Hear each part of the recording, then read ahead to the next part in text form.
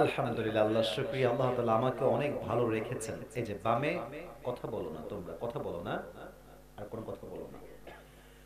আজকে এই প্রোগ্রামে আমরা উপস্থিত হতে পেরে, বসতে পেরে সবাই খুশি না বেজার? না, আওয়াজ আসতে হলে চলবে না। আমরা তো জয়পুরহাটের মানুষ, মানে আমরা রাজশাহীরও মানুষ। আর আমি তো অলওয়েজ বলি Rajshahi is a brand. Rajshahi যদি একটা ব্র্যান্ড হয় তাহলে তো জয়পুরহাট রাজশাহীর মধ্যেই পড়ে। জয়পুরহাটও তো একটা ব্র্যান্ডের নাম, যুবক ভাইরা। আমরা যারা বসে আছি আমরা তো কাপুরুষের সন্তান নই, বীর পুরুষের সন্তানগুলো আমার সামনে বসে আছে। আওয়াজ হবে বাঘের মতো। কেমন আছেন আপনারা সবাই? আজকে বসতে পেরে সবাই খুশি না বেজা? এবার সবাই পড়েন তো দিল খুলে আলহামদুলিল্লাহ। আজকে এই প্রোগ্রাম ৫তম ওয়াজ মাহফিল, পূর্ব সুন্দরপুর উত্তরপাড়া জামিয়া মসজিদ প্রাঙ্গণ, আমদই, জয়পুরহাট। আমাদের আজকের এই প্রোগ্রামে সভাপতি আছেন হযরত মাওলানা মুহাম্মদ তোহা আলম, ভাইস প্রিন্সিপাল করই নুরুল হুদা কামিল মাদ্রাসা, জয়পুরহাট। আল্লাহ তাআলা আমাদের প্রিয় হুজুরকে নেক হায়াত দান করুক। আমরা সকলেই দিল খুলে পড়ছি আমিন। হুজুর আসছেন? আসছিলেন, চলে গেছে। আচ্ছা, আমাদের এই প্রোগ্রামে সহসভাপতি আছেন হযরত মাওলানা মুহাম্মদ নূরে আলম সিদ্দিক, খতিব অত্র জামিয়া মসজিদ। আমাদের হুজুর আছেন না? হুজুর কোথায় আছেন? বামে। আপনি? মাশাআল্লাহ, আমার বামে বসে আছেন আমাদের অত্র মসজিদের খতিব সাহেব। একটা কথা আপনারা আমাকে বলার পারমিশন দিলে বলবো, বলা যাবে? অনুমতি আছে সবার? সত্য কথা বলছি, এটা অনেকের গায়ে হয়তো লাগতেও পারে, অনেক মিডিয়ার ভাইরা এখানে আছেন। আসলে আমাদের দেশে যোগ্য ব্যক্তির চাইতে ভাইরাল ব্যক্তির দাম আমাদের দেশে বেশি দেওয়া হয়। একজন আলেম, সত্যি অনেক বড় আলেম তিনি, বাট হয়তো মিডিয়াতে প্রচার নাই, ফ্যান ফলোয়ার্স নাই, ইউটিউবে তার কোনো ওয়াজ আপলোড দেওয়া নাই। মানুষ ভাবে যে না, is not a biggest scholar, সে কোনো ভালো আলেম হয়তো বা নয়। কারণ কি, আমাদের দেশে এখন ভালো আলেম হওয়ার যোগ্যতার মানদণ্ড কি হয়ে গেছে? কার ভিউ কত বেশি, কে কত বেশি ভাইরাল। যুবক ভাইরা কথা ঠিক আছে কিনা আমাকে বল।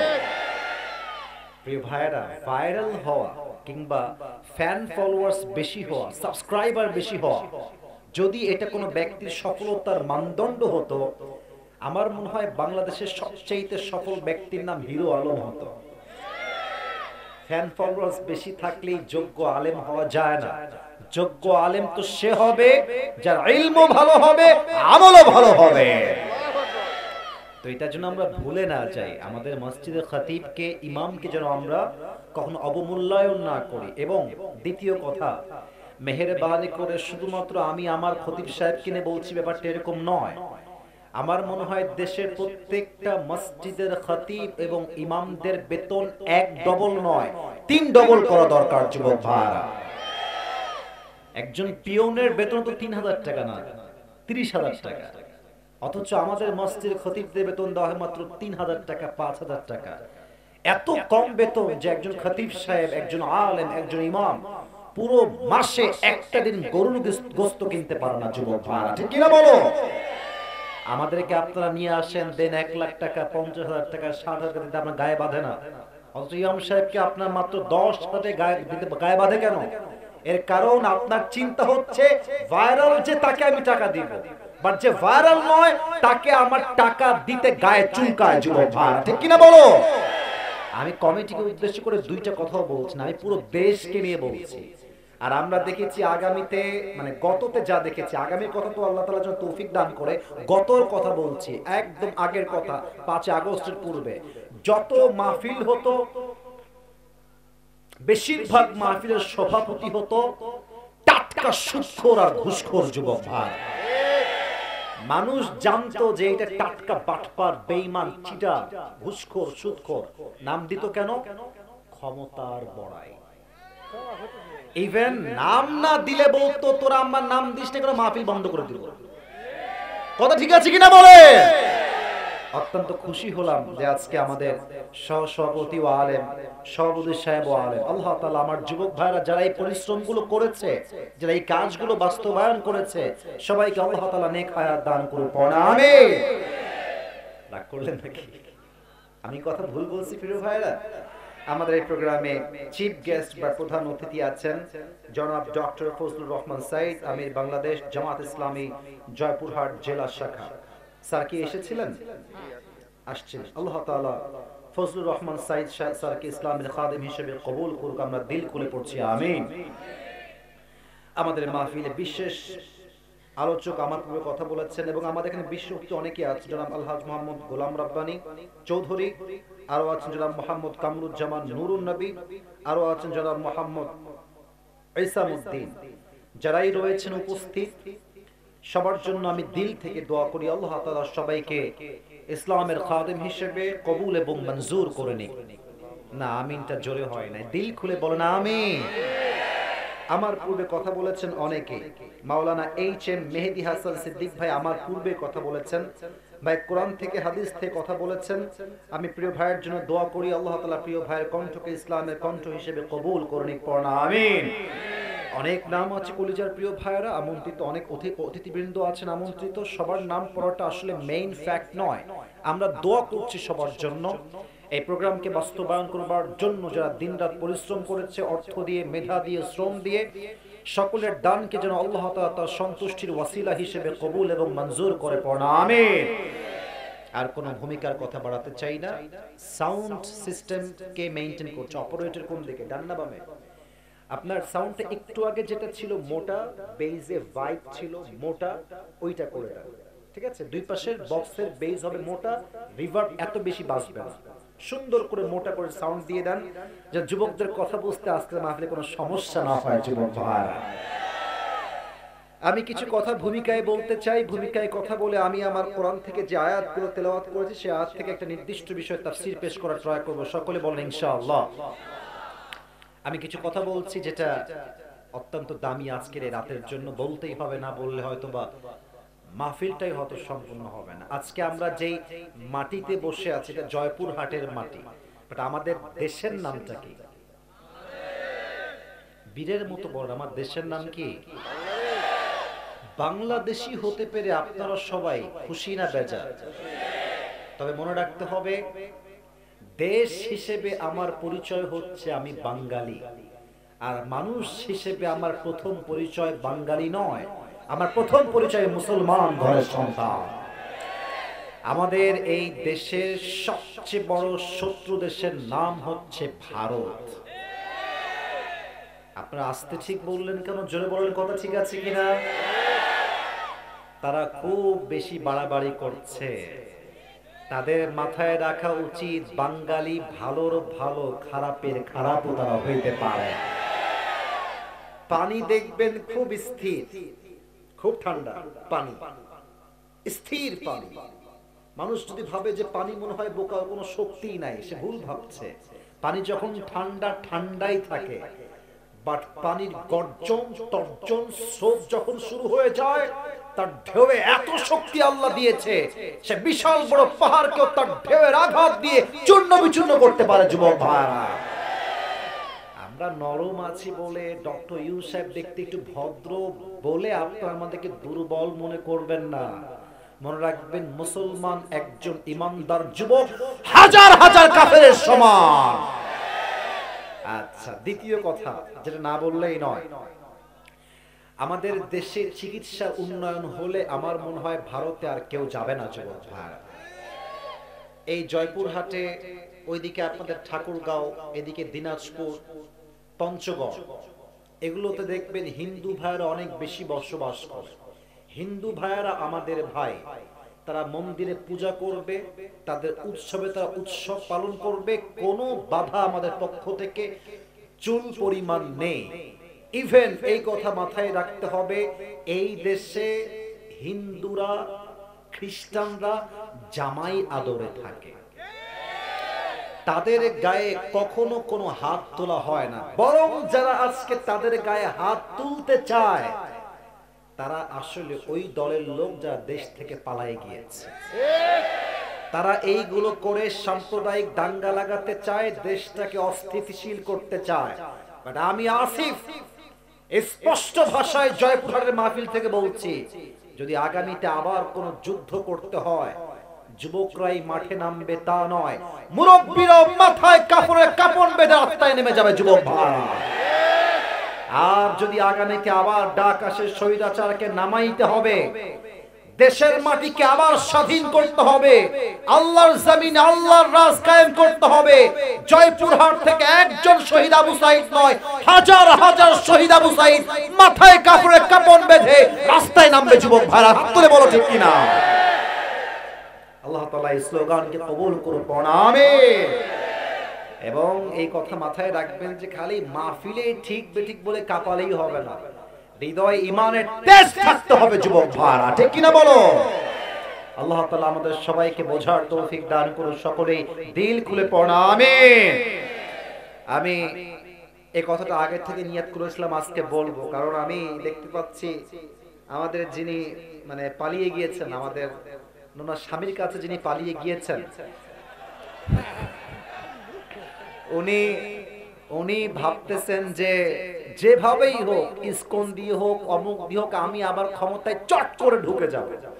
আমরা একটা ছোট্ট কথা বলি, লজিক্যাল কথা, যুক্তির কথা। জয়পুরহাটের ভাইরা, ওনার হাতে 5 আগস্টের সকালে, আমি কোনো সরকারের লোক নই, আমি কোনো দলের লোক নই, আগে এটা ডিক্লেয়ার দিলাম যেন আপনাকে আমাকে দালাল না ভাবেন। ওনার হাতে 5 আগস্টের সকালে পুলিশ ছিল, বিডিআর ছিল, র‍্যাব ছিল, এয়ারফোর্স ছিল, ল্যান্ড ফোর্স ছিল, আর্মি ছিল, সেনাবাহিনী ছিল, তথাকথিত গুন্ডালিক বাহিনীও তার হাতে ছিল।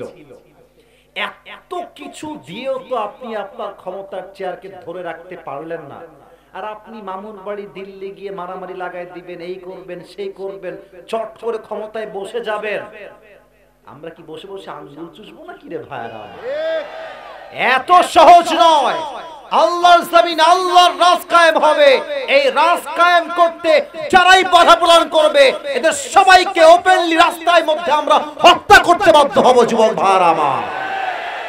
আমরা দাঙ্গা পছন্দ করি না, কাউকে আমরা আগ বাড়িয়ে মারতে যাই না, বাট আমাদেরকে কেউ আঘাত করতে আসলে আমরা চুল পরিমাণ ছাড় দিয়ে কথা বলতে পারি না। আল্লাহ আমাদের সবাইকে ঈমানি জজবা নিয়ে চলার তৌফিক দান করুন, আমিন। আজকের মাহফিলে যারা এসেছেন, আপনাদের বউ আছে, বিবাহিত কারা কারা একটু হাত তুলেন তো প্রিয় ভাইরা। আচ্ছা, বিবাহিত ভাইরা আপনারা, আচ্ছা হাত নামান। আব্বাজান আব্বাজান হাত নামান, যুবক ভাইরা হাত নামান। আমাদের এই মাহফিলে যারা এসেছেন, বউ নাই, সিঙ্গেল কারা কারা একটু হাত তোলেন। কি অবস্থা আপনাদের? তো কারো বিয়ে হয় নাই। আপনারা কি শিওর যে বিয়ে হয় নাই? এ আমি বিশ্বাস করি না, মিথ্যা কথা। বউ আছে সবার নাকি নাই? আয়রে সিঙ্গেলদের কষ্ট রে আল্লাহ এই শীতকালে দূর করে দিক, আমিন। আমার প্রিয় আব্বাজান যারা এসেছেন, মেহেরবানি করে শীতকালে যুবককে কম্বল দিয়ে, ল্যাপ দিয়ে, জ্যাকেট দিয়ে লাভ হবে না। প্রত্যেকটা সিঙ্গেলের বউ দরকার যুবক ভাইরা। আল্লাহ প্রত্যেকটা আব্বাজানদেরকে বোঝার তৌফিক দান করুন, আমিন। আমার আব্বারা বলে যে তুই পায়ে দাঁড়া, এই তুই ব্যবসা কর, এই তুই চাকরি কর, তারপরে তোর বিয়ে হবে। আব্বাজান, আপনি যদি আপনার ছেলেকে সঠিক বয়সে বিয়ে না দেন, আপনার ছেলে যত ঘাটে পানি খাবে, প্রত্যেকটার দায়ভার কিয়ামতে আপনাকে বহন করতে হবে। আর বাপের কথা কি বলবো, সব ঝামেলা হচ্ছে মেয়েদের ভিতরে। এরা দেখবা যে প্রেম করার সময় চাকরি হলেও চলে, না হলেও চলে, যা হবে তাই চলে, কিন্তু বিয়ের সময় আসলে মেয়েরা দেখবা টাকা পাইলে টাকলাকেও তারা বিয়ে করতে দেরি করে না। এর মানে আজকাল মেয়েদের কাছে চরিত্রের চাইতে money is a big deal for them, ঠিক কিনা বলো? আমার আব্বাজানদের স্লোগান হবে যে আমার জামাই যে হবে টাকাওয়ালা হওয়া জরুরি নয়, ব্যবসায়ী হওয়া জরুরি নয়, বিশাল বড় সরকারি চাকরিজীবী হওয়া জরুরি নয়, আমার জামাই যে হবে তাকে নবীর আদর্শবান হতে হবে। আল্লাহ আমার প্রিয় আব্বাজানদেরকে বোঝার তৌফিক দান করুন, আমিন। মুরব্বীরা কিন্তু আজকে খুব ঠিক বেঠিক বলছে, বোঝা যাচ্ছে। আল্লাহ তাআলা প্রিয় মুরব্বীদেরকে নেক হায়াত দান করুন, আমিন। 3টা তাকবীর দিয়ে আমরা মূল ওয়াজে ফিরে যেতে চাই। প্রথম তাকবীর দিবেন আমার প্রিয় মুরব্বীরা, বিবাহিত ভাইরা। দ্বিতীয় তাকবীর দিবেন আমার প্রিয় সিঙ্গেল ভাইরা। আমি টেস্ট করতে চাই আজকে কাদের গায়ে শক্তি কত বেশি। বিবাহিত ভাইরা একটা কাশি দিয়ে গলা ঠিক করেন। আচ্ছা, বিবাহিত ভাইরা দিবেন। এই সিঙ্গেল তোমরা কিপ কোয়াইট, কিপ সাইলেন্ট, একদম চুপ থাকবা, না হয় কিন্তু হেরে যেতে পারো। বিবাহিত ভাইরা জাস্ট স্লোগান দেন, লিল্লাহি তাকবীর, আল্লাহু আকবার। এই সাউন্ড ভালো আছে রে বাবা। সিঙ্গেল আবার হেরে যেও না, কিন্তু মান সম্মান নষ্ট হয়ে যাবে কিন্তু। আচ্ছা সিঙ্গেল একবার কাশি দাও, দেখা যাক কে পারে। আমার হুজুরও আছে, আমার মুরব্বিরা আছে, তারাই নাম্বার দিবে। লিল্লাহি তাকবীর। হুজুর সরি, আমি বিবাহিত ভাইদের কাছে বললাম আমি সো সরি, আমাকে মাফ করে দিবেন। আজকে সিঙ্গেলরাই পাস করেছে, ঠিক না?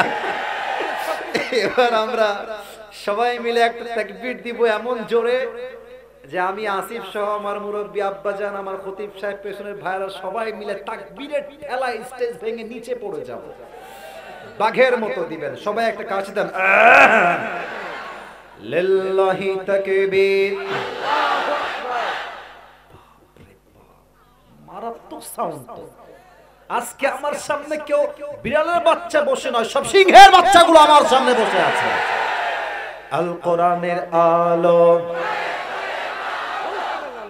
সংসদে যাব, ভুল হয়েছে, আবার ট্রাই করো। আল কোরআনের আলো, এই হাত তুলবেন, ডান হাত তুলে। আল কোরআনের আলো, আল হাদিসের আলো, কোরআন হাদিস যেখানে, আলেম ওলামা যেখানে, জয়পুরহাটবাসী যেখানে,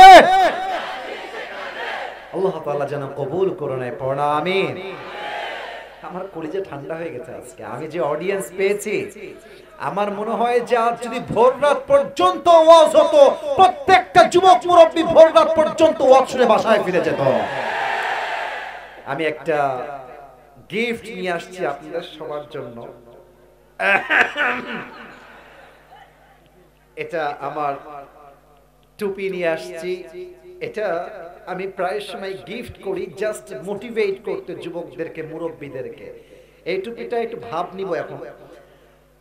ভাবটা হচ্ছে এরকম যে এই টুপিটা আমি আমার নিজের জন্য নিয়ে আসছি, পাকিস্তান থেকে স্পেশালি আমার জন্য অর্ডার করে মেক করা হয়েছে, শুধুমাত্র আমার জন্য, আমার ম্যাটেরিয়ালস, আমার সাইজে। তো এটা মেবি 5-6 মাস আগে আসছে। তো টুপিটা আমার খুব পছন্দের। বাসা থেকে আসার সময় ভাবলাম যে জয়পুরহাটে যাচ্ছি, আমার প্রিয় ভাইয়ের সঙ্গে দেখা হবে, আমদোয়ের ভাইয়ের সঙ্গে দেখা করে আসি, হাদিয়া দিয়ে আসি। তো এটা নিয়ে আসছি। আরেকটা গিফট আপনাদের জন্য আমি নিয়ে আসছি। তবে আবারও বলছি, এই গিফট কিন্তু সবাই পায়। ये नसीब की बात है मेरे दोस्त, ये हर किसी को मिलने वाला नहीं है। এটা কপালের ব্যাপার। আমি একটা আমার ইউজ করা আতর নিয়ে আসছি। এই আতর আর টুপি দুইটাই ইউনিক, দুইটাই মোটামুটি ব্র্যান্ড কোয়ালিটি বলা যেতে পারে আমার ভাষায়। তো আমি কেন বলছি এই কথাগুলো, আমি এখন যে ওয়াজটা মূল বিষয় রিপ্রেজেন্ট করব, কোন মুরব্বী বা কোন যুবক যদি শেষে গিয়ে আমার কথাগুলো আমাকে বলতে পারে, তাকে আজ এই টুপি এবং এই আতর আমরা উপহার দেব। বলেন সবাই ইনশাআল্লাহ। মাশাআল্লাহ। আবার বলেন সবাই ইনশাআল্লাহ। আজ আমাদের, আচ্ছা আমাকে আজকে প্রথম দেখলেন কারা কারা? এই সরাসরি কে কে? সবাই দেখেছেন আমাকে, মাশাআল্লাহ। বসেন বসেন। মানে আপনারা আমাকে ফেসবুকে আগে দেখেছেন আর আজকে সরাসরি দেখলেন, কথা ঠিক আছে আমার? আচ্ছা, আমি আমার ওয়াজের দিকে ফিরে যাচ্ছি। একটা সতর্ক বার্তা দিচ্ছি, সতর্ক বার্তা। যদি ওয়াজের মাঝে কেউ উঠে যায়, লুঙ্গি টাইনা ধরে বসাই দিবেন। তবে সাবধান, লুঙ্গি যেন খুলে না যায়, নরমালি টেনে বসাই দিবেন। এর কারণ আজকের মাহফিলে আসা যাবে, বসা যাবে, খাওয়া যাবে, ঘুমানো যাবে, বাট উঠে যাওয়া যাবে না। আমি 11টার সময় এসেছি, কমপক্ষে আমার ওয়াজ যতক্ষণ শেষ না হবে একটা যুবক ডান বাম হতে পারবে না, ঠিক কিনা বলো? লিল্লাহি তাকবীর। আজ আলোচনার আমাদের মূল বিষয় হচ্ছে লাইফ অফ হেয়ার আফটার, পরকালের জীবন। বলেন তো সবাই, দুনিয়ার জীবন না পরকালের জীবন? পরকালের জীবনকে আপনি আরেকটা বাক্যেও বলতে পারেন, এটা হচ্ছে আখিরাতের জীবন। রাইট, আখিরাতের জীবন। আমি কিছু প্রশ্ন করছি, ঈমানি প্রশ্ন, উত্তর দিবেন দিল থেকে। এখন আমরা বসে আছি জয়পুরহাটের আমদোয়ের জমিনে। আচ্ছা প্রিয় ভাইরা, এখানে যে আমরা জীবিত আছি আজকের এই মাহফিলে, বাসায় যে জীবিত ফিরে যাব, জীবিত যে ফিরে যাব, do you have any guarantee about it? কোন গ্যারান্টি কি আপনার কাছে আছে যুবক ভাইরা? কুল্লু নাফসিন যায়িকাতুল মাউত, everyone has to take the test of death. প্রতিটা মানুষকে মৃত্যুর স্বাদ গ্রহণ করাবে একজন। আওয়াজ দিয়ে বলেন সবাই, তিনি কে? দুই নাম্বার কথা একটু বুঝে শুনে বলবেন। আপনার চিন্তা অনুযায়ী আপনার মন আপনাকে কি বলে, যে দুনিয়ার জীবন কি বেশি উত্তম না আখিরাতের জীবন বেশি উত্তম? মুরব্বীরা আমার সঙ্গে কথা বলতে হবে আজকে, যুবক ভাইরা কথা বলতে হবে আজকে। দুনিয়ার জীবন কি বেশি উত্তম না আখিরাতের জীবন বেশি উত্তম? এটার দলিল বা রেফারেন্স এই কোরআনে যুবক ভাইরা বলো সবাই, আছে না নাই? আল্লাহ তাআলা বলছেন 30 নম্বর পারা সূরাতুদ দুহা, আল্লাহ তাআলা বলছেন ওয়ালাল আখিরাতু খায়রুল লাকা মিনাল উলা। আমি আল্লাহ রাব্বুল আলামিন এই দুনিয়ার জীবনের চাইতে আখিরাতের জীবনকে হাজার হাজার গুণ বেশি উত্তম করে বানিয়েছি। কোন সুবহানাল্লাহ। The life of hereafter is much more better than this worldly life. আল্লাহ তাআলা বলছেন আমি দুনিয়ার জীবনের চাইতে আখিরাতের জীবনকে কোটি কোটি হাজার গুণ বেশি উত্তম করে বানিয়েছি। আল্লাহু আকবার। এবার আমাকে সবাই দেখেন এক নজর। এই দেখার জন্য বলছি না, আয়াত বলবো তাই। আমার মানে চেহারার কাটিং দেখে, বডি দেখে, সাইজ দেখে আমার বয়স কত মনে হয় আনুমানিক? মোটামুটি 65 কে বললো রে? এই তো 25, 27, 30 এরকমই তো মনে হয় নাকি? আমি কিন্তু বুইড়া না ভাই, আমি তাগড়া যুবক, যুবক ভাড়া, ঠিক কিনা বলো? আচ্ছা, আমি এটা মানে আমার বয়সের জন্য মূলত জিজ্ঞেস করি না, একটা আয়াত বলবো তো তাই আপনাদেরকে জিজ্ঞেস করছি। আয়াতটা বলার আগে, আব্বাজান আপনার বয়স আনুমানিক কত হতে পারে? 60 পার। আব্বাজান আপনার 71 পার। মারহাবা, মারহাবা। আমার আব্বাজানের প্রায় 70, আমার আব্বাজানের 70 পার 71। আমি এটা মজার জন্য মোটেও জিজ্ঞেস করি নাই, একদম মজার জন্য বলি নাই। আচ্ছা বলেন, দুনিয়ার জীবনটা কি বেশি লম্বা না আখিরাতের জীবন বেশি লম্বা? কত লম্বা জানেন? আমি বলছি না, আপনাকে বুঝতে হবে। শুধু লম্বা বললে তো লিমিট বুঝে আসবে না, আপনাকে লম্বা লিমিটটা বুঝতে হবে কত লম্বা। আল্লাহ তাআলা বলছেন সূরাতুন নাজিআত 30 নম্বর পারার সূরাতুন নাজিআতের একদম সর্বশেষ আয়াত। আল্লাহ তাআলা বলছেন কান্নাহুম ইয়াওমা ইয়ারাউনাহা লাম ইয়ালবাথু ইল্লা আশিয়াতান আও দুহাহা। এই 80 বছরের মুরব্বি আব্বাজান যেই দিন মারা যাবে, যার বয়স 80, 70 কিংবা 100 বছর, যখন সে পরকালের জীবনটা ফেস করতে শুরু করে, পরকালের জীবনটা এত লম্বা হবে, এত লম্বা হবে। 80 বছরের মুরব্বি ডাক দিয়ে বলবে, আল্লাহ আখিরাতের জীবন এত লম্বা, আমার কাছে তো মনে হচ্ছে 80 বছরের জীবন দুনিয়ায় ছিলাম, এটা 80 বছর নয়। পরকালের জীবনটা দেখে মনে হচ্ছে আমার পুরো হায়াতটা মাত্র একটা সকাল কিংবা একটা সন্ধ্যার সমপরিমাণ ছিল। আল্লাহু আকবার।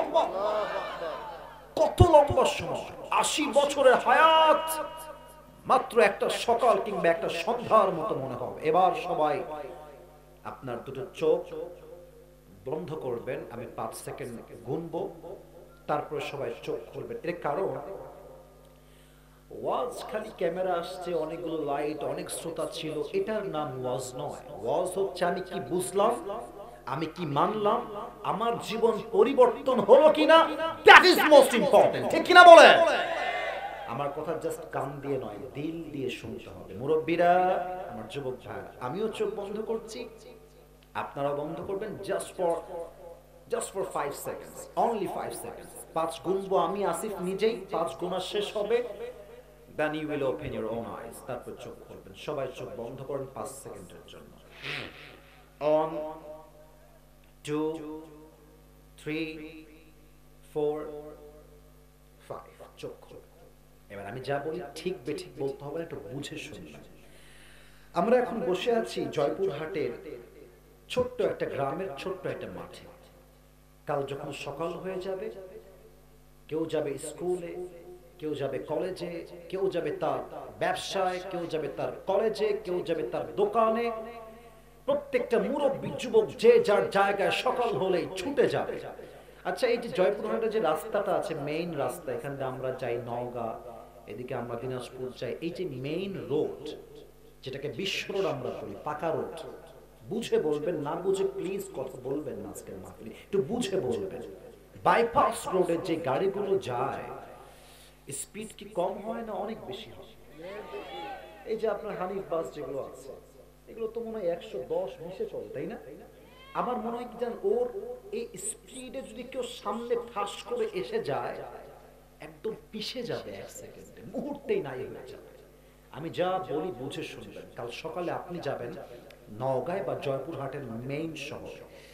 আমি একটু বোঝাবার সাথে আমার হাত দেখাচ্ছি, আমার হাতের ইঙ্গিতগুলো একটু বুঝে বুঝে শুনবেন। এই স্পেস বা এই জায়গাটা হচ্ছে আপনার বাসা এলাকার গলি। আচ্ছা, ওই যে যুবকরা দাঁড়িয়ে আছে ডান দিকে, ওইটা হচ্ছে বিশ্ব road. Please try to understand, please pay your attention, মনোযোগ বাড়ান, কথা বুঝতে আপনার জন্য সহযোগী হবে। এটা হচ্ছে বাসার গলি, এটা হচ্ছে বিশ্ব রোড। মনে করেন বিশ্ব রোড থেকে বামেই হচ্ছে পুরা জয়পুরহাটের মেইন শহর বা সদর। আপনি জাস্ট এই ছোট্ট গলি দিয়ে উঠেই বামে যাবেন। জাস্ট যখনই আপনি বাইক নিয়ে, সিএনজি নিয়ে, অটো নিয়ে, রিক্সা নিয়ে, ভ্যান নিয়ে বিশ্ব রোডে উঠেছেন, ঠিক ঠিক পেছন দিক থেকে বিশাল লম্বা একটা হানিফ বাস এসে, দেশ ট্রাভেলস এসে, গ্রিন লাইন এসে, অথবা গ্রামীণ বাস এসে এমন জোরে আপনার বাইকে, সিএনজিতে, অটোতে ধাক্কা দিচ্ছে, এক ধাক্কায় মুরব্বী কিংবা যুবক 40 হাত দূরে গিয়ে পড়েছে, এমনি উড়ে গিয়ে পড়েছে। আর এই উড়ে যাওয়ার পর এই কপালটা আছে না, এই কপালটা সোজা পিচ ঢালাও রাস্তায় ঠাস একটা আঘাতে মুরব্বী বা যুবকের কপালটা ফেটে ফিলকি দিয়ে গল গল গল গল রক্ত বের হয়ে পুরো রাস্তা লাল হয়ে গেছে। আর জয়পুরহাটের সবাই চিৎকার দিয়ে বলছে, বাঁচাও, ধরো তাকে, বিশাল বড় একটা দুর্ঘটনা ঘটে গেছে, ধরো তাকে, খুব দ্রুত ধরো, ধরো ধরো ধরো। সবাই খুব দ্রুত আপনাকে ধরে সোজা আপনাকে নিয়ে গিয়েছে, অজ্ঞান আপনি, হুঁশ নাই, আপনাকে নিয়ে গেছে রাজশাহী মেডিকেল কলেজ হসপিটালে। You don't have any strength to talk with anybody, কথা বলার শক্তি নাই, চোখ বন্ধ, অজ্ঞান হয়ে গেছে। 24 ঘন্টা পর আপনি আপনার চোখ খুলেছেন, যে কোথায় আসলাম। তো চোখটা খুলে দেখছেন everything is just like not clear, কেমন ঝাপসা ঝাপসা দেখা যায়। বাট আপনি বুঝতে পারছেন, আপনি যে বেডে শুয়ে আছেন, এই বেডের চাদরের রং হচ্ছে সাদা, আপনার কভার যেটা বালিশের কভার এটাও সাদা, যে দেওয়াল আপনার পাশে এটাও সাদা, উপরের ফ্যান সাদা, পুরো রুমটাই everything is just look like a white colour, পুরো রুমটাই সাদা আর সাদা। হঠাৎ করে আপনার চোখটা একটু ক্লিয়ার হয়েছে, আপনি কোথায় আছেন আপনি দেখছেন, ঠিক আপনার পা বরাবর বিশাল বড় গ্লাস ফিটিং করা গেট বা দরজা, ওখানে লম্বা করে লেখা আছে এই রুমটার নাম হচ্ছে আইসিইউ। জয়পুরহাটের ভাইরা কথা বুঝে বলেন তো, আইসিইউ থেকে মানুষকে কখনো সাধারণ অবস্থায় না হয় না ডেঞ্জারাস অবস্থায় না হয়? Dangerous, last stage of your life. আপনি আপনার জীবনের শেষ মুহূর্তে হঠাৎ করে চলে আসছেন। এখনই ছিলেন জয়পুরহাটে আর এখন দেখছেন আইসিইউতে শুয়ে আছেন। তখন আমরা বসে বসে একটা চিন্তা করব, কি জানেন? ভাববে যে ইস, আমি কেন সুখ খাইলাম, ইস আমি ঘুষ কেন খাইলাম, ইস আমি আমার যৌবনকালে হারাম প্রেম কেন করলাম, ইস প্রত্যেকটা মেয়ে ভাববে যে আমি আমার যৌবনকালে পর্দা করে পর্দায় আমি কেন চললাম না, ভাববে আর আফসোস করবে। হঠাৎ করে দেখবে আইসিইউ রুমের জানালার দিয়ে একজন যুবক আকাশ থেকে নেমে আসছে জমিনের দিকে। এটা কি মানুষ হবে না ফেরেশতা হবে? এই যুবক ভাইরা বুঝে বলুন, আকাশ থেকে যে নেমে আসে এটা কি মানুষ হয় না ফেরেশতা হয়? মানুষ হবে। এই মুরব্বি আব্বা যান, আপনার পায়ে হাত। যুবক ভাইরা, আমার মায়েরা, আপনাদের পায়ে আমার হাত। আমার কথাকে আপনি ফেলাই দিবেন না। আমি যা বলি কলিজার থেকে আজকে শুনে যান, হয়তো আপনার জীবনে কাজে আসতে পারে। দুই ধরনের মানুষ মৃত্যুর সময় হবে। এক, the death of people, those who perform the salah. And number two is the death of people, those who do not perform the salah. এক হচ্ছে নামাজি বান্দার মরণ, আর এক হচ্ছে বেনামাজি বান্দার মরণ। নামাজি বান্দার মৃত্যু কেমন করে হবে? আমাকে দেখেন, মালাকুল মউত তার দেহের পোশাক হবে সাদা, গায়ের রং হবে ফর্সা, তার মুখে থাকবে লম্বা চাপচাপ, আর তার চেহারা হবে নুরানি মাখা চেহারা। মালাকুল মউত এসে নামাজি বান্দার সামনে সুন্দর করে দাঁড়াবে। আমি আরবিতে বলছি, আরবিটা বলে আমি বাংলা বলছি। সে বলবে, ইয়া আইয়াতুহান নাফসুল মুতমাইন্না উখরুজি ইলা মাগফিরাতিল্লাহি ওয়া রিদওয়ানি। I repeat again, আমি আবার বলছি, ইয়া আইয়াতুহান নাফসুল মুতমাইন্না উখরুজি ইলা মাগফিরাতিল্লাহি ওয়া রিদওয়ানি। এই নামাজি বান্দা, কষ্টের দিন শেষ, সুখের দিন মোবারকবাদ। আসো আসো আসো আসো। কোথায় আসো? আল্লাহর জান্নাত, আল্লাহর সন্তুষ্টি তোমার অপেক্ষায় বসে আছে। আচ্ছা মুরব্বীরা, যুবক ভাইরা, এটা আমার হাতে কি বলেন তো? হ্যাঁ হ্যাঁ, আপনারা খুবই অ্যাক্টিভ, মাশাআল্লাহ। এটার নাম কি দেখেন তো একটু টিস্যুর দিকে। এটা কি গোল না চারকোনা? গোল না চারকোনা? নামাজি বান্দার রূহটা আল্লাহর কাছে এত দামি হবে, তার রূহটাকে রিসিভ করার জন্য আল্লাহ তাআলা জান্নাত থেকে ফেরেশতার মাধ্যমে একটা লাল রেশমি রুমালের কাপড় দুনিয়াতে তার রূহটাকে রিসিভ করে জান্নাত পর্যন্ত নিয়ে আসার জন্য আল্লাহ তাআলা নিজে একটা লাল স্পেশাল জান্নাত থেকে পাঠানো রুমাল আল্লাহ তাআলা বান্দার কাছে নিজেই পাঠিয়ে দিবেন। মালাকুল মউত তার রূহটাকে কবজ করবে, সুন্দর করে রূহটাকে কবজ করে সুন্দর করে প্যাকেট করবে জান্নাতি রুমালের ভেতরে। কাফাম মিন নাকফানিল জান্নাহ ওয়া হানুত মিন হানুতিল জান্নাহ। মালাকুল মউত ওই মুরব্বির রূহটাকে কবজ করে, যুবকটার রূহকে কবজ করে সুন্দর করে আদবের সঙ্গে নিয়ে ওই রূহটাকে জান্নাতের ঠিকানা তাইলিন পর্যন্ত পৌঁছায় দিবে। কোন সুবহানাল্লাহ। এটা হচ্ছে নামাজি বান্দার মরণ। আর যারা বেনামাজি আজকের মাহফিলে আসছেন, রাগ করবেন না, আমি আসিফের কথা। এখানে অনেক যুবক আসছে, মুরব্বীরা আসছে, এশার নামাজটাও পড়ে নাই, বাসায় গিয়ে ঘুমায় যাবে, ফজরটাও তারা পড়বে না। ঠিক কিনা বলে? আপনার মৃত্যু কত ভয়ঙ্কর হবে বুঝে না, বুঝে না। বেনামাজি বান্দার সামনে যখন মালাকুল মউত আসবে, তার চেহারা স্কিন কালার হবে নীল, ব্লু কালার, নীলাভ বর্ণের দেহ হবে তার। আর মালাকুল মউতের পোশাক হবে ব্ল্যাক, কুচকুচে কালো, আর তার চেহারার রং হবে নীলাভ বর্ণের চেহারা।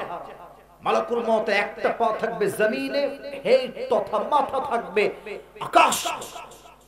বিশাল লম্বা একটা দেহ হবে। বেনামাজি মুরব্বি যখন মালাকুল মউতকে সচক্ষে দেখবে, তার ভয়ঙ্কর চেহারা, বেনামাজি যুবক, বেনামাজি মুরব্বি, বেনামাজি মেয়ে, বেনামাজি মহিলার পুরো দেহের মধ্যে মালাকুল মউতের ভয়ঙ্কর চেহারা দেখে একটা কম্পন তৈরি হয়ে যাবে। পুরো দেহটা থরথর থরথর করে কাঁপবে, এই চোখটা উঠে যাবে, বিশাল বড় হয়ে যাবে। মালাকুল মউত, এই বেনামাজি বান্দা বের হয়ে আও, ইয়া আইয়াতুহান নাফসুল খাবিসা উখরুজি ইলা গাদাবিল্লাহ। এই বেনামাজি বান্দা বের হয়ে আয়, তোর রূহ নিয়ে আমার কাছে। নামাজি বান্দার রূহটা খুব সহজে বের হয়ে যাবে, আর বেনামাজি বান্দার রূহটা সহজে বের হবে না। একবার রূহটা বের হয়ে ডান দিকে দৌড় দিবে, আর একবার রূহটা বের হয়ে বাম দিকে দৌড় দিবে, আর একবার রূহটা বের হয়ে পেছন দিকে দৌড়ে পালাইতে চাইবে।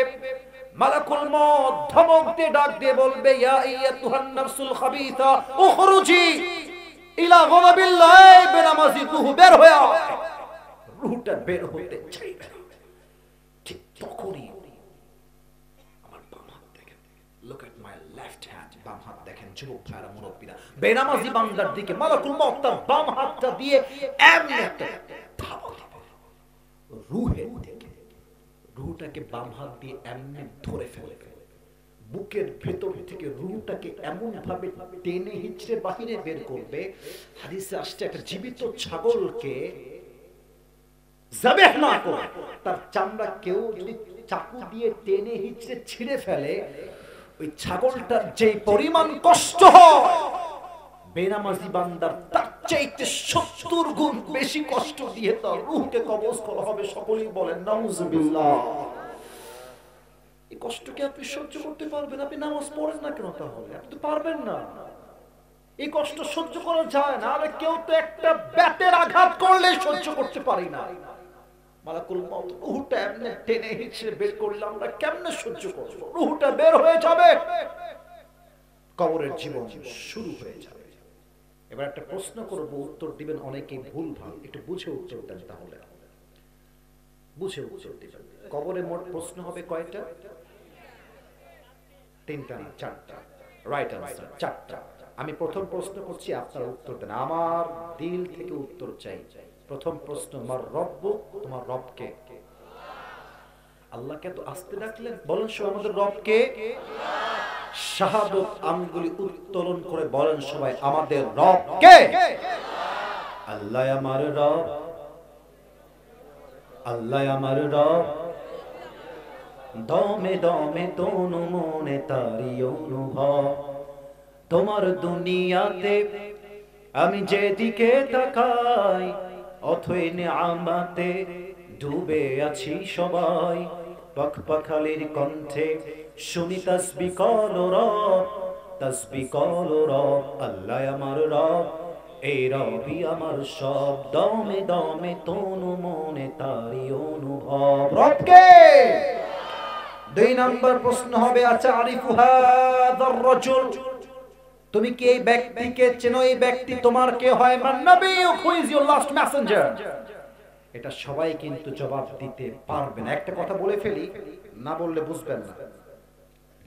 আচ্ছা এটা নিচ্ছি, সমস্যা নেই, হুজুর লাগবে না, আমি নিচ্ছি। কালকে আমার পরীক্ষা আছে সকালবেলা। এই আব্বাজান আমার চোখে চোখ রাখেন, আব্বাজান মুরব্বীরা একটু চোখে চোখ রাখেন, যুবকরা আমার কথা আশা করছি বুঝবে। এটা হচ্ছে আমার পরীক্ষার এক্সামিনেশন হলের প্রশ্নপত্র, ঠিক আছে? আর এটা হচ্ছে আমার বই, যেই বই থেকে প্রশ্ন হবে। তো বইয়ে মনে করেন প্রশ্ন দেওয়া আছে, বাংলাদেশের রাজধানীর নাম কি? আমি পড়লাম বাংলাদেশের রাজধানীর নাম হচ্ছে ঢাকা। আবার এখানে প্রশ্ন আছে, নবীর শহরের নাম কি? উত্তর দেওয়া আছে মদিনা। আমি প্রশ্নগুলো পড়লাম, মুখস্থ করলাম, আগামীকাল পরীক্ষা হলে যাব, প্রশ্ন আসবে, জাস্ট ব্রেইন দিয়ে উত্তর দিয়ে দিব, উত্তর সঠিক হয়ে যাবে। এখানেই ভুল ধারণা ভাঙতে হবে। কবরের প্রশ্ন কিন্তু এমন নয় যে দুনিয়া আপনি জানলেন আর বলে দিবেন, তা না। কবরের প্রশ্ন ব্রেন দিয়ে হবে না। আমার খতিব সাহেব বাম পাশে বসে আছে। কবরের প্রশ্ন হবে ঈমান দিয়ে। যার ঈমান এবং আমল দুইটাই ঠিকঠাক ছিল, সে তার ঈমানের জোর দিয়ে বলবে হাদা নবিয়ুনা মুহাম্মাদুর রাসূলুল্লাহ সাল্লাল্লাহু আলাইহি ওয়াসাল্লাম। তবে সবাই পারবে না। আমার দিকে তাকায় কম তো, আমার মুখে এই যে এই কালো লম্বা লম্বা, এটার নাম কি? আমার আব্বাজানরা বলেছেন এটার নাম কি ভাইরা? আমাকে দাড়ি রেখে কি আনস্মার্ট লাগতেছে? খ্যাত লাগতেছে? আনকোয়ালিফাইড লাগতেছে? না, অনেক মেয়ে দেখবেন দাড়ি রাখলে কথা ঠিক আছে কিনা আমাকে আগে বলতে হবে। বলবে যে দাড়িওয়ালা ছেলে পছন্দ না বিয়ের জন্য। আমার আব্বাজান বুঝে গেছে, আরে বেটা কথা হবে স্পষ্ট ভাষায়। আমরা জয়পুর হাটের ছেলে, যা বলবো মুখে মুখে, ভালোবাসলে আই লাভ ইউ, না বাসলে আই হেট ইউ, ঠিক কিনা বলো? স্পষ্ট ভাষায় বলবো আজ থেকে, শুনে না আমার থেকে। দাড়ি রেখে যেই মেয়ে আমাকে বিয়ে করতে চাইবে না, ও কিসের বিয়ে করবে না? তোমার বউ হওয়ার যোগ্যতাই রাখে না। আর দাড়ি রেখে যে মেয়ে আমাকে বিয়ে করতে চাইবে, নিশ্চিত সেই মেয়ে আল্লাহকে ভালোবাসে, রাসূলকে ভালোবাসে, সেই মেয়ে তো আমার বউ হওয়ার যোগ্যতা রাখে। এবার বলেন তো, আমার নবীর মুখে লম্বা লম্বা চাপ দাড়ি ছিল কি ছিল না? আমার নবীর মতো সুন্দর এই তল্লাটে দ্বিতীয়টার কেউ কি হতে পারে? চাঁদের চেয়ে সুন্দর তুমি, নবী আমার কামলিওয়ালা, দো জাহানের বাদশাহ তুমি, প্যারা নবী সাল্লাল্লাহু আলা, দো জাহানের বাদশাহ তুমি, প্যারা নবী সাল্লাল্লাহু আলা, চাঁদের চেয়ে সুন্দর তুমি, নবী আমার কামলিওয়ালা। সুবহানাল্লাহ পড়ো সবাই। 2 নাম্বার প্রশ্ন শেষ। 3 নাম্বার, ওয়ামা দীনুক, what is the name of your religion, তোমার ধর্মের নাম কি? বলেন সবাই ধর্মের নাম। এমনি হাত উজাড় করে বলেন আমাদের ধর্মের নাম। মুসলমান হয়ে খুশি না বেজা?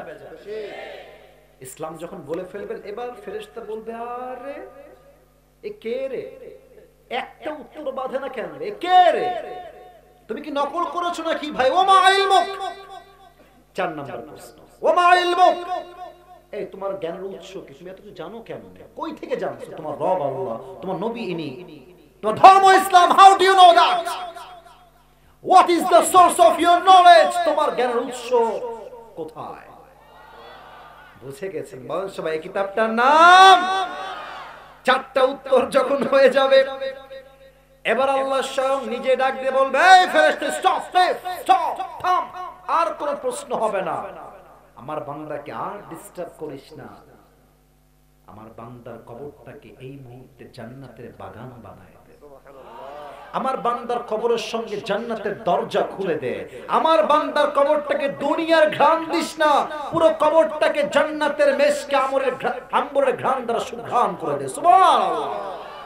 এই হচ্ছে পরকালের জীবনের প্রথম ধাপ, কবর।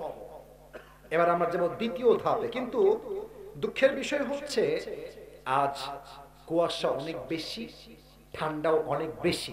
তবে আমরা বলি হোক না কুয়াশা, হোক না ঠান্ডা, আমরা তো কুয়াশার চাইতে কোরআনকে বেশি ভালোবাসি। আমরা তো কুয়াশার চাইতে আল্লাহ রাসূলকে বেশি ভালোবাসি, ঠিক কিনা বলে? এটা হচ্ছে আমার ওয়াজের শেষ অংশ।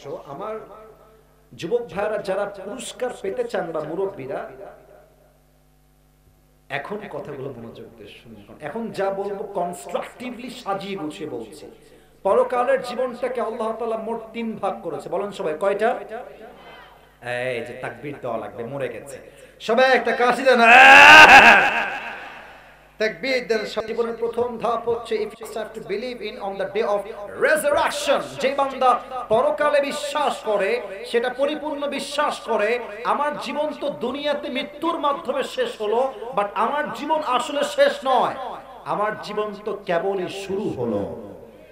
কারণ মরে যাওয়ার পরে বান্দাকে আবার রূহ দিয়ে পুনরুত্থান দিবসে আবার জীবিত করবে একজন। আওয়াজ দিয়ে বলেন সবাই, তিনি কে? 2 নাম্বার বিশ্বাস হবে, যেই বান্দা পরকালে বিশ্বাস করবে সেই বান্দা মন থেকে প্রাণ থেকে বিশ্বাস করবে দুনিয়ার জমিনে আমি চাই ছোট্ট আমল করি কিংবা বড় আমল করি, যাররা যাররা পরিমাণ আমলকে কিয়ামতের দিন ওজন দিবে 1 সপ্তাহ। আওয়াজ দিয়ে বলেন সবাই, তিনি কে? আপনাদের টিনের বাসা আছে কারো? এরকম কেউ কি আছেন টিনের বাসা আছে? টিনের বাসা, হ্যাঁ, হাত নামান, হাত নামান, আমার দিকে তাকান। এটা উপরে কি কাপড় বা সামিয়ানা, তাই না আব্বাজানরা? সামিয়ানা। মনে করেন এটা হচ্ছে টিনের বাসা। জয়পুরহাটের ভাইরা কিসের বাসা? দেখবেন টিনের বাসায় রোদ যখন উঠে ভোরবেলা, টিনের ছোট্ট ছোট্ট ফুটার দিয়ে দেখবেন আলো ঢুকে, একদম দাগ হয়ে আলোটা ঘরের দিকে প্রবেশ করে। দেখেন আলোতে দেখবেন যে কিছু ছোট্ট ছোট্ট ময়লা ধুলি কোনা দেখা যায়, ময়লা ধুলা। বলেন তো এই আলোর যে ধুলাগুলো আছে এটা কি চাইলে হাত দিয়ে ধরা যায়? কেন ধরা যায় না? কারণ এত ছোট যে হাতেই আসে না। আল্লাহ তাআলা বলছেন, ফামান ইয়ামাল মিথকালা যাররাতিন খায়রান ইয়ারা ওয়া মান ইয়ামাল মিথকালা যাররাতিন শাররান ইয়ারা। If anyone has done an atom's weight of good, he will see it. If anyone has done an atom's weight of bad, he will see it. যাররা যাররা শস্যের দানা পরিমাণ ভালো আমল ওজন হবে, শস্যের দানা পরিমাণ খারাপ আমল আল্লাহ তাআলা মিজানের পাল্লায় ওজন দিবে, ঠিক কি না বলেন? এবার একটা উত্তর করেন, ডান আমল বাম আমল, এটা ডান এটা বাম। প্রিয় ভাইরা, জান্নাতে যাওয়ার জন্য 100 আমলে কত আমলের দরকার? হ্যাঁ, রাইট আনসার। আবার সবাই বলেন 100 তে লাগবে কত? 1 আমল। ডান আমল বাম আমল। আমার হাত দেখেন, আমি হাদিসটা প্র্যাকটিক্যালি বোঝাই। দুইটাকে ওজন দেওয়া হয়েছে। এই ডান আমলটা একটু একদম হালকা একটু ভারী হয়ে গেছে, আল্লাহ বলবে ফাহুয়া ফি আইশাতির রাদিয়া, আমার বান্দাকে আর হিসাব দিস না, একটু ভারী হয়েছে, ওকে এখন জান্নাতে প্রবেশ করায়। না সুবহানাল্লাহ জোরে পড়তে হয়, বলো সবাই সুবহানাল্লাহ। তবে কিয়ামতের ময়দানে একজন বান্দা দাঁড়াবে, ওর আমল নামার ঝামেলা হয়ে যাবে, এটাও 50, এটাও 50, এটাও 50, এটাও 50। এবার বলেন তো, যার 50-50 হয়ে গেছে, ওর জান্নাতে যাওয়ার জন্য আর আমল লাগবে কয়টা? আরে কথা কোন ভাইরা, কয়টা? ও বলবে আরে কোন সোনামণি, সোনামণি এটাকে ধরো ধরো ধরো ধরো ধরো, আব্বা জান নাকি এটা? না যুবক না আব্বা জান, এটা দেখা যায় না তো। না না উঠা যাবে না, উঠা যাবে না। আচ্ছা রাত 12টা বেজে পার, তার মানে কি আজকে 12টার পরে আজকে ওয়াজ হবে না? 12টার পরে কি ওয়াজ জয়পুরহাটে হয় না? আমরা প্রমাণ করব আজকের তাফসীর মাহফিলে দোয়া না করে কেউ আমরা মাহফিলতে উঠে যাব না যুবক ভাইরা, ঠিক কি না বলো? একজন উঠে গেছে আর সে বসে গেছে, মাশাআল্লাহ, আল্লাহ কবুল করুন, সকলে পড়েন আমিন। ওই বান্দা বলবে একটা আমল দরকার, আরে টেনশন না, আমার মা তো এখানেই আছে, বাপ তো এখানেই বসে আছে, আমার বাপকে বললে আমার বাবাকে একটা আমল দিয়ে দিবে। আব্বা একটা আমল লাগবে দেন, একটা আমল দিলে এটা হাসির খোরাক একদমই নয়, এটা বড় সিরিয়াস ডেঞ্জারাস কথা। এখানে আপনার আব্বা বসে আছে, আমার আব্বা রাজশাহীতে আছে, আমার মা আছে, আমার মা আমাকে এত ভালোবাসে, এটা কোনো বলার ভাষা আমার কাছে নাই। আপনার মা আপনাকে এত এত ভালোবাসে, এটার ভাষা আপনার কাছে প্রকাশ করার নাই। আব্বা বলবে কিসের আব্বা, কে আব্বা? আমার তো দুনিয়ায় কোনো ছেলেই ছিল না, বের হয়ে যাও। কিসের একটা আমল, বের হয়ে যাও। ও তো আকাশ থেকে, আব্বা আমাকে একটা আমলের জন্য চিনতেই পারছে না, একটা আমলের জন্য। আচ্ছা আমার মা আমাকে চিনবে আজকে, আব্বা চিনলে তো কি হয়েছে, আমার আম্মা আমাকে ভালোবাসে। আম্মা একটা আমল হলেই তোমার ছেলে জান্নাতি হয়ে যাবে, একটা আমল আম্মা আমাকে আজকে ভিক্ষা দাও। আম্মা বলবে তুমি কে, কিসের আম্মা, কই আম্মা, কে আম্মা, কিসের আম্মা? আমার তো দুনিয়ায় কোনো ছেলেই ছিল না, কিসের আম্মা, বের হয়ে যাও। মাথায় টনটন হয়ে যাবে, মা চিনছে না আজকে জাস্ট একটা আমলের জন্য আমাকে। আমার কলিজার টুকরা বউ আমাকে আজকে চিনছে। আরে বউ একটা আমল দাও, একটা আমল দিলেই তোমার স্বামী আর জান্নাতি হয়ে যাবে। তোমাদের জন্য, সন্তানের জন্য আমি তো গরুর মতো দুনিয়ায় খেটেছি, মাথার ঘাম পায়ে ফেলেছি, সারাটা জীবন তোমাদের জন্য তেজ পাতা করে ফেলেছি। একটা আমল দাও বউ, একটা আমল দিলেই তোমার স্বামী জান্নাতি হয়ে যাবে। বউ বলবে কিসের স্বামী, বের হয়ে যাও, নো খরচ, বের হয়ে যাও, গেট আউট ফ্রম হিয়ার। কিসের স্বামী, আমি তো বিবাহিতই ছিলাম না, বের হয়ে যাও। ছেলে, সন্তান, বউ, বাচ্চা কেউ আপনাকে চিনবে। ওই যুবকটা হঠাৎ করে এত কিছু দেখে ঠাস করে বসে যাবে, আয় হায় একটা আমল কেউ দিবে না আমাকে আজ। হঠাৎ করে একজন যুবক আসবে, একজন মানিব্যাগ হারিয়ে ফেলেছে, তুমি কে আছো এসে নিয়ে যাও। আমার ওয়াক্স দেখেন, যারা আছে সে নিয়ে যাবে।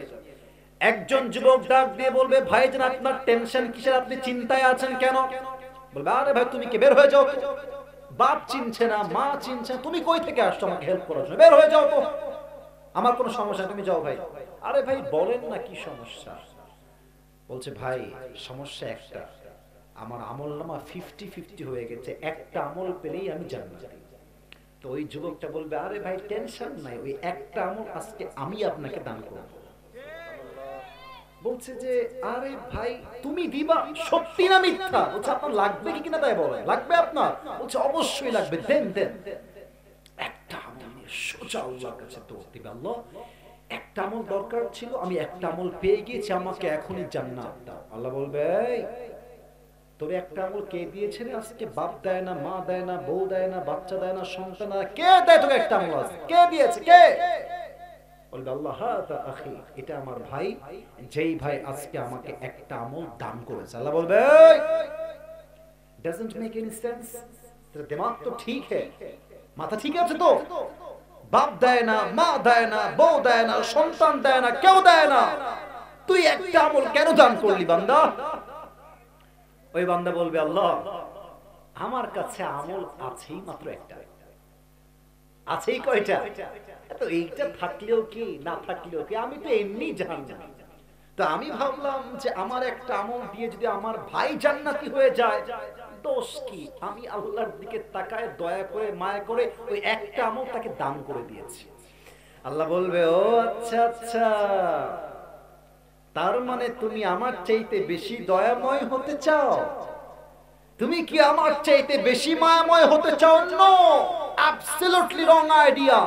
আনার রহমান, আনার রহিম, I am the most merciful, I am the most gracious, I am the most kindful Lord. আমার মতো দয়াময় মায়াময় প্রভু আর কেউ হতে পারে না। তুমি যে আজকে একটা আমল পেয়েছো, তুমি একা জান্নাতে যেও না। যে তোমাকে একটা আমল দান করেছে তাকে নিয়ে দুইজন একসঙ্গে জান্নাতে প্রবেশ করো। 100 আমল লাগবে, 51। এই আমল বড় দামি জিনিস। আমাদের নেতা সাহেব যারা আছেন, আপনারা সবাই বজলুর রশিদ হুজুরের নাম শুনছেন? শুনবেন না কেন? উনি কিন্তু এদিকে খুব আসেন। আমার একটা কথা জাস্ট আমলের ক্ষেত্রে মনে পড়ে গেল, তাই বলছি। বলা যাবে না, আসছে, বুঝতে পারছি। দেখেন, আজকালকার যারা নেতা আমরা দেখেছি আগে, এরা নামাজকে নামাজের জন্য নয়, নামাজকে ভোট পাওয়ার জন্য ব্যবসা হিসেবে, হাতিয়ার হিসেবে ইউজ করে। বজলুর রশিদ বলছিলেন যে উনি একটা এলাকায় মাহফিলে গেছে, ওই মেবি টাঙ্গাইল বা বগুড়া এরকম কোন জেলার নাম হবে, আমি ভুলে গেছি। তো ওয়াজ করছে হুজুর, রাত্রে 12টা বেজে গেছে। ওয়াজ মানুষ খুব মনোযোগ দিয়ে শুনছে, এভাবে বসে বসে। হঠাৎ করে পেছন থেকে স্লোগান দিচ্ছে, নেতা সাহেবের আগমন, শুভেচ্ছা, স্বাগতম। একেবারে সব চামচাগুলো চিল্লাচ্ছে একেবারে। নেতা সাহেব উঠে স্টেজে আসছে, ডান পাশে বসেছে। বলছে, আমাকে মাইকটা এখনই দিলে খুব ভালো হয়, আমি খুব ব্যস্ত, তো মাইকটা এখনই দিলে আমার জন্য খুব ভালো হয়। হুজুর বলছে, অন্য জেলার থেকে ওয়াজ করতে আসছি, মায়ের খাওয়ার আগে মাইক দিয়ে দেওয়াই ভালো হবে। তো মাইকটা দিয়ে দিয়েছে। এই যে হ্যান্ড মাইকটা এখানে আছে, হ্যান্ড মাইকটা ধরে বলছে, প্রিয় ভাইরা আমার, নামাজ নামাজ নামাজ, সালাম কালাম কিছু না, খালি নামাজ আর নামাজ। হুজুর দেখছে, বাপরে, কথার আগেও নামাজ, মাঝেও নামাজ, শেষেও নামাজ। यार ये तो जन्नत से भाग के दुनिया में आई है। এত ভালো না তো আমি আজীবনও দেখি নাই রে বাবা। নামাজ, প্রিয় ভাইরা, নামাজ নামাজ ছাড়া জীবনে কোনো গতি নাই। ডায়লগ দিয়ে নেমে গেছে। এখন হুজুর ভাবছে, এর তো খবর নেওয়া লাগবে, কত ভালো নেতা। তো নেতার কিছু চামচা থাকে না? আরে ভাই, কথা কোন থাকে না? তো ডান পাশে এই পাশে দাঁড়াচ্ছে, তো ওকে হুজুর ধরছে, এদিকে তোর নেতা তো খুব ভালো নামাজ পড়ে রে, কমপক্ষে তো 70-80 টাকা তাহাজ্জুদ তো অবশ্যই পড়ে। তো ছেলে খুব বদমাইশ, এদিককার ভাষা রাগ করবেন না। ছেলে হুজুর যেমনি বলছেন তেমনি বলা ট্রাই করছি। ছেলে হুজুরের কানে কানে বলছে, হুজুর 5 ওয়াক্ত নামাজ, এর সঙ্গে 5 দিন একসঙ্গে আছি, এই শালা 1 ওয়াক্ত নামাজও পড়ে। তার মানে আপনি কি বুঝলেন? কিছু নেতা আছে নামাজকে ধর্মের জন্য নয়, আল্লাহর জন্য নয়, ভোটের জন্য ব্যবসা হিসেবে ইউজ করে। যুবক ভাইরা, ঠিক কিনা বলো? ওই আমল যতই হোক। আমাদের একজন নেতা ছিলেন বাংলাদেশে, উনি বলতেন যে আমি তো ডেইলি নিম্নে 70-80 টাকা তাহাজ্জুদ আমি একাই পড়ি। তো নাম বলতে হবে, দৌড় মিয়া, নাম বলতে বলছি আমি। তো এরা আজকে কোথায়? এটা ডায়লগ গুলো আজকে কোথায়? এটাই প্রমাণ এই দেশের কিছু নেতা আছে নামে ধর্মের কথা বলে, বাট কামে বিন্দুমাত্র ধর্মের নাম নাই। যুবক ভাইরা আমার, ঠিক কিনা বলো? আউয়ালু মা ইউহাসাবু বিহিল আবদু ইয়াউমাল কিয়ামাতি আস-সালাহ। কিয়ামতের দিন আল্লাহ তাআলা বান্দার প্রথম আমলের হিসাবই নেবেন নামাজ সম্পর্কে। আপনারা সবাই মিজানুর রহমান আজহারীর নাম শুনছেন তো? আজহারীর নাম শুনছেন না সবাই আপনারা? আজহারী সাহেব, ওনার কিন্তু রাজশাহীর বাগমারায় আসার কথা ছিল, ডেট ছিল। তো উনি কারণবশত আমাদের দেশের তৎকালীন যারা ছিলেন তারা ওনাকে জামাতে ট্যাগ দিয়ে বিদেশে পাঠিয়ে দিয়েছেন। এখন কথা হবে একটা, হক কথা বললে যদি জামাত হয়ে যায়, আমার জামাত হতেও রাজি আছে। যুবক ভাইরা, ঠিক কিনা বলো? আমাদের কথা একটা, কোরআনের পক্ষে যারাই কাজ করবে আমরা তাদের পক্ষ হয়ে কাজ করব, ঠিক কিনা বলে? তবে আজহারী সাহেব ইনশাআল্লাহ হয়তো নেক্সট মান্থে আসবেন। বাংলাদেশে তিনি কিছু প্রোগ্রাম করবেন বলেই তিনি আশ্বস্ত করেছেন এবং আমরা দেখতেও পেয়েছি। আমাদের বিশ্বাস আগামীতে আজহারী সাহেব বাংলাদেশে আসবে। তবে একটা কথা, আমার ব্যক্তিগত চিন্তা, আপনারা রাগ করবেন না, কারণ শেষের দিকে চলে আসছি, মন থেকে কথাগুলো বলছি। আমার বিশ্বাস সাইদী সাহেব বেঁচে থাকলে আজকে বাংলাদেশে ৮০% ইসলামের রাজ কায়েম হয়ে যেত। যুবক ভাইরা, ওরা বুঝে গেছে যে সাইদী সাহেব বেঁচে থাকলে আমাদের কখনো ভালো দশা হবে না। আমি স্পষ্ট ভাষায় বলছি, সাইদী সাহেব মারা যান নাই, তাকে মরতে, হত্যা করতে বাধ্য করা হয়েছে। যুবক ভাই, আমার একটা কথা স্পষ্ট ভাষায় বলতে চাই, সাইদী সাহেব ছিলেন, আজ নাই। আজহারী আছে আজ, আগামীতে হয়তো থাকবেন না, শেষ হয়ে যাবে। আমি আসিফ আজকে আছি, আগামীতে নাও থাকতে পারি। বাট একটা সাইদী মরলে কি হবে? হাজার হাজার সাইদী আল্লাহ নিজেই তৈরি করে দিবেন ইনশাআল্লাহ। সাইদী সাহেবের একজন বলতে গেলে সুযোগ্য বলতে পারে আমরা আজহারী সাহেব। ওনার পরে ওনার জনপ্রিয়তা সবচেয়ে বেশি ছিল, আমাদের বাংলাদেশে এখনো আছে। তো আজহারী সাহেবের একজন নানা ছিলেন, তোমরা হয়তো যুবক ভাইরা চিনবা, গোলাম সারওয়ার সাইদী হুজুর। আমি আসিফের চেহারা কত সুন্দর, ওনার চেহারা আরো সুন্দর। আমার চেয়ে বয়স হবে প্রায় কমপক্ষে 30 বছর বেশি, 40 বছরও বেশি। এত সুন্দর মাধুর্যপূর্ণ কথা আমি জীবনেও শুনি নাই। উনি একটা কথা নামাজ নিয়ে প্রায় বলতেন, নামাজ নাই যার ঈমান নাই তার, নামাজ নাই যার মুসলমান হিসেবে পরিচয় দেওয়ার অধিকার তার নাই। জয়পুরহাটের ভাই আমার, ঠিক কিনা বলে? নামাজ হচ্ছে মুসলমানের জীবনের প্রথম পরিচয়, এই হচ্ছে নামাজের প্রথম হিসাব। আর একটা কথা বলে শেষ করছি, কিয়ামতের দিবসে 2 ধরনের মেয়েরা সবচেয়ে বেশি জাহান্নামী হবে। জয়পুরহাটে তো কোনো বেপর্দা মেয়ে মনে হয় নাই। আরে নাই রে ভাই, আছে। বোরকা পরে, হাত মোজা পরে ঘুরে বেড়ায়, দেখলে মনে হবে ইয়ার ইয়ে তো কনফার্ম জান্নাতি হে ইয়ার। কিন্তু কিছু মেয়ে উপরে বোরকা পরলো কি হবে, ভেতরে পুরোটাই সদর ঘাট। জয়পুরহাটের ভাড়া এক সেই মেয়ে জাহান্নামে যাবে যেই মেয়ে স্বামীর অকৃতজ্ঞ ছিল। যারা বিবাহিতরা আছে বুঝবেন, আপনি সারা জীবন বউকে দিবেন, টাকা দিবেন, বাড়ি দিবেন, আইফোন দিবেন, বউয়ের মাকে দিবেন, শ্বশুরকে দিবেন, সবাইকে দিয়ে দিয়ে জীবনটা ক্ষয় ক্ষয় করে ফেলবেন। আর আপনার বউ বলবে, তুমি আমাকে জীবনে কি দিলা? এরকম অকৃতজ্ঞ বউ আছে না নাই? 2 নাম্বার সেই মেয়েরা জাহান্নামে যাবে যেই মেয়েরা এমন পোশাক পরতো, যেই পোশাক পরার পরেও মনে হতো রাস্তা দিয়ে উলঙ্গ মেয়ে হেঁটে বেড়াচ্ছে। আজ মেয়েরা বোরকা পরে শুধুমাত্র নামে। যুবক ভাইরা, এমন টাইট ফিটিং বোরকা আজকালকার কিছু মেয়েরা পরে, বোরকা পরার পরে এত টাইট বোরকা, দেহের প্রত্যেকটা প্রাইভেট অঙ্গ প্রত্যঙ্গের ভাঁজ বোঝা যায়। যুবক ভাইরা, এই মেয়েগুলো কিয়ামতের দিন কঠিন ভাবে জাহান্নামে যাবে। এটা যদি বুঝতে চান, যদি কখন ঢাকায় যান, আপনি বুঝবেন কিয়ামত আর বেশি দূরে বাকি নেই। জয়পুরহাটের ভাইরা, ঠিক কিনা বলে? আল্লাহ তাআলা আমাদের সবাইকে বোঝার তৌফিক দান করুন, আমিন। 2 নাম্বার হিসাব দিবস। 3 নাম্বার, এটাই শেষ কথা। কেউ উঠে গেলে আমি কিন্তু ওয়ার্নিং দিচ্ছি, don't go anywhere from this place. কেউ যাবেন না। 3, যে পরকালে বিশ্বাস করবে তাকে এটা বুঝতে হবে, হিসাব দিবসের পরে আমাদের সবার মাঝে 2টা গ্রুপ হবে, ফারিকুন ফিল জান্নাহ ওয়া ফারিকুন ফিস Saeed. One group will enter in the paradise and another group will enter in the hellfire. এক দল যাবে জান্নাতে, আরেক দল যাবে জাহান্নামে। জান্নাতে যারা যাবে তারা হবে ডানপন্থী, জাহান্নামীরা হবে বামপন্থী। আমরা কি বামপন্থী হতে চাই না ডানপন্থী হতে চাই? শেষ আয়াত, আল্লাহ বলবে, এই জান্নাতি আব্দুর রহমান, এই বের হও। এই রশিদ, তুমি বের হও। এই মামুন, বের হও। এমন ভাবে বের করবে, এই বের হও, বের হও। এত ভয় থরথর করে কাঁপবে। আল্লাহ, আমরা তো জান্নাতের কাতারে ছিলাম, বের হবো কেন? আমরা কি জাহান্নামে যাব? আল্লাহ বলবে, আরে না, জাহান্নামে কেন যাবা তোমরা? তোমরা জান্নাতে যাবা, তবে তোমরা বিনা হিসাবেই জান্নাতে যাবা। এরা কারা? আল্লাহ তাআলা বলছেন, ইন্নামা ইউওয়াফাস সাবিরুনা আজরাহুম বিগাইরি হিসাব। আমরা বেশিরভাগ যারা বসে আছি, আমরা সবাই মধ্যবিত্ত পরিবারের সন্তান। আমাদের ওই যে বলে না, এই যে ভাত আনতে কি বলে, যে নুন আনতে পান্তা ফুরা যায়, না কি বলে, লবণ ফুরা যায়, হ্যাঁ? লবণ আনতে পান্তা ফুরা যায়, পান্তা আনতে লবণ ফুরা যায়, মানে আমাদের দিন চলে খেটে খেটে কোনো মতে যায়। আল্লাহর হাবিব বলেছেন কিয়ামতের কঠিন দিনে বড়লোকের চাইতে গরিবরা, মধ্যবিত্তরা 500 বছর আগে জান্নাতে প্রবেশ করবে।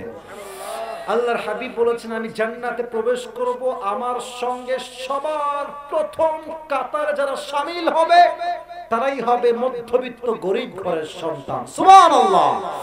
এই অভাবে, কষ্টে, অনটনে, দুঃখে, বাড়িতে চাল নাই, ডাল নাই, ভাত নাই, জমিতে ফসল হচ্ছে না, ধান হচ্ছে না, ব্যবসায় বরকত নাই, দোকানে ব্যবসা নাই, অভাব চলছে আমার। প্রত্যেকটা অভাবের মুহূর্তে যেই বান্দা বলবে আমার রব আমাকে যেমনে রেখেছে আমি তেমনেই খুশি, আলহামদুলিল্লাহ আমি ভালো আছি, আল্লাহ আমাকে ভালোই রেখেছে, এই শুকর গুজার হয়ে সবর ধারণ যে করবে, ধৈর্য ধারণ যে করবে, কিয়ামতের দিন আল্লাহ তাআলা তাকে বিনা হিসেবে জান্নাতে প্রবেশ করাবে। বলেন সবাই সুবহানাল্লাহ। এবার সবাই দুই হাত তুলেন, সবাই raise your two hands, সবাই আব্বাজান, মুরব্বি, যুবক ভাই সবাই হাত তোলেন, সবাই একটা কাশি দেন। দুইটা ওয়াদা করবেন আমার সাথে, সবাই দুইটা হাত তুলে রাখেন। আমি যা বলি সবাই আমার থেকে দিল থেকে শুনে বলবেন। বলেন সবাই আল্লাহ, আরেকবার দিল থেকে আল্লাহ। আমরা দিল থেকে তওবা করছি।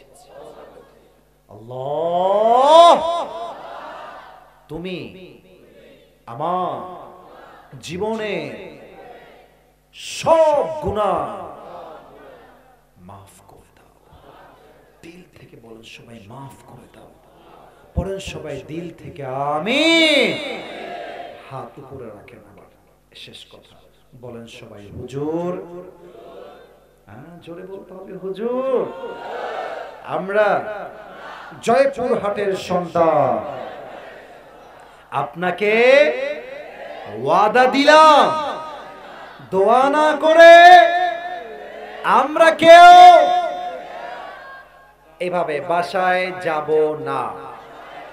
দেখি নাই, আবার বলেন বাসায় যাব না।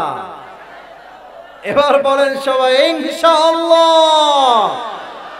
এবার যদি কেউ উঠে যায় আমার দোষ নাই, আল্লাহর হাবিব বলেছেন লা ঈমান আলাহ লিমান লা আমান আলাহ, যার কথা ঠিক নাই তার ঈমানের ঠিক নাই, ঠিক কি না বলেন? কেউ উঠে যাবেন না। হাদিয়াটা দিতে চাই জাস্ট পুরো ওয়াজের সামারি, অর্থাৎ সার সংক্ষেপ 1 থেকে 1.5 মিনিটে বলা ট্রাই করছি। প্রথমেই বলে দিচ্ছি কবরের মোট প্রশ্ন 3টা নয়, কবরের মোট প্রশ্ন হবে কয়টা? 1 তোমার রবকে, 2 তোমার নবীকে, 3 তোমার ধর্মকে। 3টা উত্তর শেষ। Last question will be like this, ওয়া মা ইলমুক, what is the source of your knowledge, তুমি কই থেকে এত জ্ঞান অর্জন করেছো? উত্তর হবে আল কোরআন। আচ্ছা, এই হচ্ছে কবরের 4টা প্রশ্ন, মাথায় ঢুকায় না। কবরের পরেই হচ্ছে পরকালের জীবন, মূল ভাবে মূল ধারায় শুরু হবে। এই পরকালের জীবনকে আল্লাহ তাআলা মোট 3 ভাগে ভাগ করেছেন। বলেন সবাই আওয়াজ করে জোরে সোরে, কয় ভাগ? আচ্ছা, 1 যে পরকালে বিশ্বাস রাখে, সেটা বিশ্বাস রাখে আমার রূহটা দুনিয়াতে কবজ হয়ে গেছে, ঠিক আছে, বাট আমাকে কবরে যাওয়ার পর নতুন করে আবার জীবন দিবে। 1 সপ্তাহ আওয়াজ দিয়ে বলেন সবাই তিনি কে? 1 নাম্বার পুনরুত্থান দিবসে বিশ্বাস। 2 if you believe in life of hereafter, then you must have to believe in on the day of accountability. যে পরকালে বিশ্বাস করে সে হিসাব দিবসে বিশ্বাস করে, যে পরকালে বিশ্বাস করে সেটা মনে প্রাণে বিশ্বাস করে, প্রত্যেকটা আমলের যাররা যাররা আমলের হিসাব নিবে একজন, তিনি কে? সেই ক্ষেত্রে আমি বলেছিলাম আমলের ক্ষেত্রে 100 আমলে কত আমল হলে বান্দা জান্নাতে যাবে? 51। বলেন সবাই কত? 51। এবার আসেন আরেকটা বিষয় জিজ্ঞেস করি, কিয়ামতের দিন প্রথম হিসাব হবে কি বিষয়ে? নামাজ। বলেন সবাই কি বিষয়? নামাজ বা সালাত। এই সালাত মানে কিন্তু টমেটো সালাত না ভাই, নামাজ। আচ্ছা, এই হিসাব দিবসে 2 ধরনের মেয়ে সবচেয়ে বেশি জাহান্নামে যাবে। 1 যারা স্বামীর প্রতি অকৃতজ্ঞ, দুই, সেই মেয়ে জাহান্নামে যাবে যেই মেয়ে কাপড় পরে এমন টাইট ফিটিং দেখলে মনে হবে রাস্তা দিয়ে কাপড় পরিহিতা কোনো মেয়ে নয়, উলঙ্গ মেয়ে রাস্তা দিয়ে হাঁটছে। যুবক ভাইরা আমার, ঠিক কিনা বলো? এই হচ্ছে 2 নাম্বার বিষয় শেষ। 3 হিসাবের পরে আমাদের মাঝে 3 নম্বরে এসে 2টা দল হয়ে যাবে।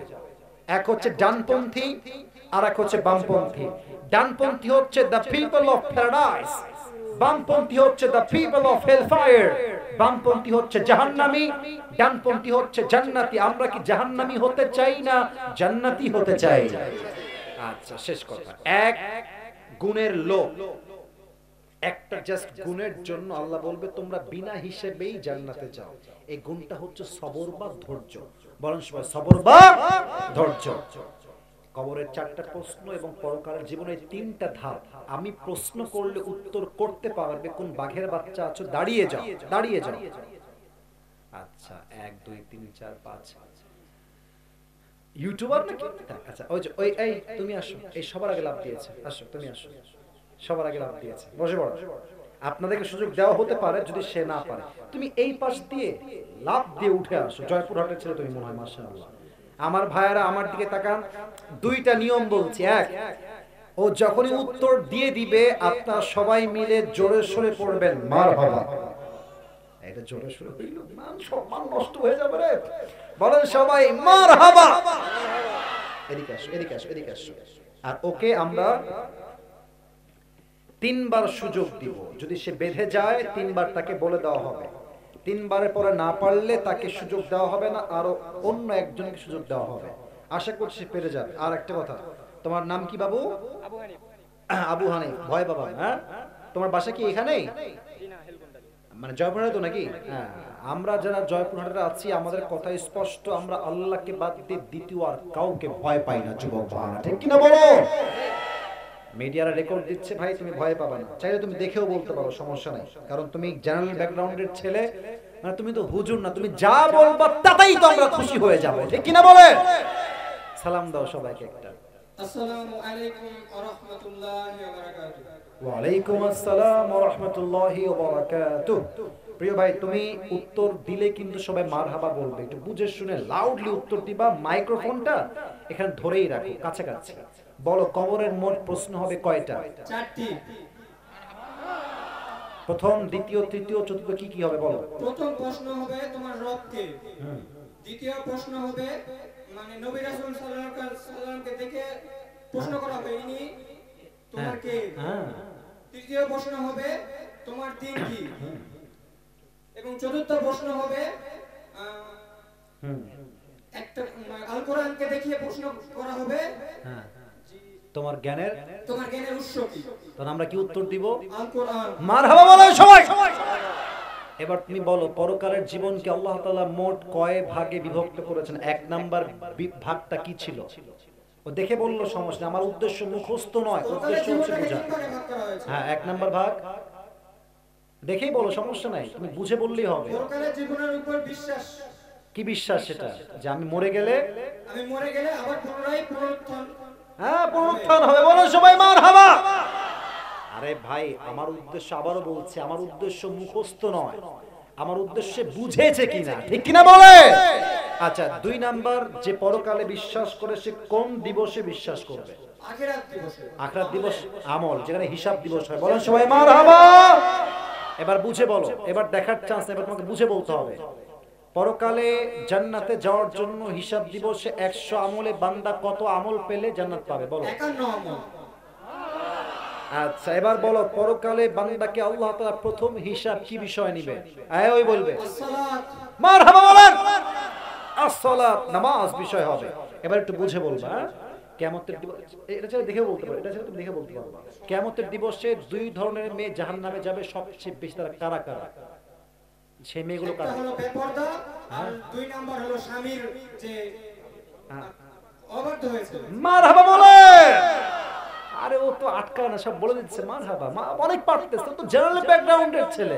ও যেমনে বলতেছে আমার মনে হচ্ছে জয়পুরহাটের প্রত্যেকটা ছেলে ব্রিলিয়ান্ট ছেলেরা, ঠিক কিনা বলে? এবার তুমি বলো, হিসাব দিবসের পরে আমাদের মাঝে কয়টা গ্রুপ হবে? দুই পন্থী। কি কি? একটা হলো ডানপন্থী, একটা বামপন্থী। আচ্ছা, ডানপন্থী কারা, বামপন্থী কারা? ডানপন্থী হলো জান্নাতি আর বামপন্থী হলো জাহান্নামী। এই সর্বনাশ, টুকটা লস রে, লস। আচ্ছা, এবার তুমি শেষ কথা বলে শেষ করে দাও। একদল লোক বিনা হিসেবেই জান্নাতে যাবে, তারা কি গুণের জন্য বিনা হিসেবে জান্নাতে যাবে? কি গুণ? থামেন, পারবে না পারলেও আমি বলবো, কোনো বাধা নাই, না পারলে আমি বলে দেবো, সমস্যা নাই। কে বলো রে? তুমি বলো, বলো। দুঃখে কষ্টে যে বান্দা একটা গুণ অর্জন করে, সেই গুণটা কি? পারবে? পারবে। কেউ বললে বেঈমানি হবে, কেউ বলবেন না। মধ্যবিত্ত। মধ্যবিত্তরা কিসের জন্য জানা যাবে? কি কি গুণের জন্য? কষ্টের কারণে। না না, পারেন। আচ্ছা, এই শেষটা বলে দিচ্ছি, সমস্যা নাই, ও সবই পেরেছে। একটা গুণ ধৈর্য। বলেন সবাই, কি নাম? ধৈর্য। বলো সবাইকে এবার, কি গুণের জন্য যাবে? ধৈর্য। মারহাবা বলেন সবাই। আমি 3 বার বলেছিলাম, ও 1 বার বেঁধেছে। তোমার নাম যেন কি বল? আবু হানিফ। মোহাম্মদ আবু হানিফ। তুমি কিসে পড়ো বাবু? এবার একাদশ শ্রেণীতে অর্ধবার্ষিক এক্সাম দিচ্ছি। মাশাআল্লাহ, ওকে নেক হায়াত দান করুন, আমিন। আল্লাহ তাআলা ওকে ইসলামের একজন দায়ী হিসেবে কবুল করুন, সকলেই দিল খুলে পড়ুন, আমিন। আসো, তোর মাথায় একটু দিকে দাও। মাশাআল্লাহ, তোর মাথা। আর ঈশা, ওয়ালাইকুম আসসালাম। এই না তোমার হাতের হাদিয়া। আমি দোয়া করি, ওকে আল্লাহ তাআলা ইসলামের খাদেম হিসেবে কবুল করুন, আমিন। তুমি আব্বার সামনে বসে পড়ো, এখানে বসে পড়ো। তুমি ছবি তুলবা দোয়ার সময়, আমি যখন নেমে যাব তখন। এখন তুললে আবার মিডিয়ার লোকরা উল্টা পাল্টা থাম্বনেল দিয়ে এটা আবার আরেক দিকে ভাইরাল করবে। আচ্ছা, একটা কথা বলতে চাই। এখন যারা বসে আছেন, রাত বাজে প্রায় 12:30। এখানে যারা বসে আছে, দাঁড়িয়ে আছে, এরা আমি আসিফের চেহারা দেখার জন্য আসে নাই, একমাত্র আল্লাহর সন্তুষ্টির জন্য আমরা মাহফিলে এসেছি, ঠিক কিনা বলে? একটা কথা কি জানেন, মাহফিল কমিটির কিন্তু মাহফিলটা করতে কষ্ট হয়েছে, অনেক বেশি শ্রম গিয়েছে। যদি কোনো আল্লাহর বান্দা থাকেন যে বেশি দান করবেন, নাম বলবেন, দোয়া বলে, নাম বলে দোয়া করে দিব। যদি কেউ থাকেন, আমি বলে রাখলাম। আর এখানে যুবক ভাইরা, কিছু প্রশ্ন আসছে, আমি কি এখনই উত্তর দিব না এখনই দোয়া হয়ে যাবে? কোনটা? ও, দোয়া হয়ে যাবে, তাই না? না, আপনারা বলেন, আমি কি উত্তর করব না দোয়া হবে? কোনটা? তাহলে ওই যে ওই কানটুপি ওলা কয়ে যায়, কানটুপি ঠ্যাং ভেঙে দিব রে। সবাই একটা কাশ দেন, লিল্লাহি তাকবীর। আমি শুধুমাত্র উত্তরগুলো পড়ছি। আমার যে দায়িত্ব কমিটির ভাইরা দিয়েছেন ওয়াজ করা, এটা আমার শেষ। জাস্ট ভালোবাসার স্বার্থে দোয়ার জন্য আপনাদের জন্য পড়ছি। প্রিয় ভাইরা, প্রশ্ন আসছে কিছু। যুবক ভাইরা যে কি প্রশ্ন করে। আচ্ছা, একজন যুবক প্রশ্ন করেছে, আসসালামু আলাইকুম। ওয়ালাইকুম আসসালাম। হুজুর, আমার বিয়ের বয়স হয়েছে কিন্তু বাসা থেকে বিয়ে দিচ্ছে না, এই অবস্থায় আমার কি করা উচিত? তোমার গলায় ফাঁসি দিয়ে মরে যাওয়া উচিত। মজা করলাম, দেখেন প্রিয় ভাই, একটু মজা করলাম, একদম মজার পার্ট ছিল। বিয়ে যদি আব্বা না দেয়, একটা কাজ করতে পারো।